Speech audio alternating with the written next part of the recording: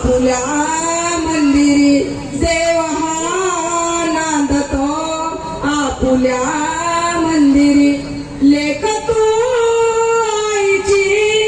लक्ष्मी सासूची लेख तू आईची लक्ष्मी सासूची आठवण राहू दे आईच्या बोलाची आठवण राहू दे आईच्या बोलाची 16 हात थाटला विवाह मंडपी हर्षिला पितात आपुल्या अंतरी बंधू हे सोडून चालली सासरी अश्रू हे दाटते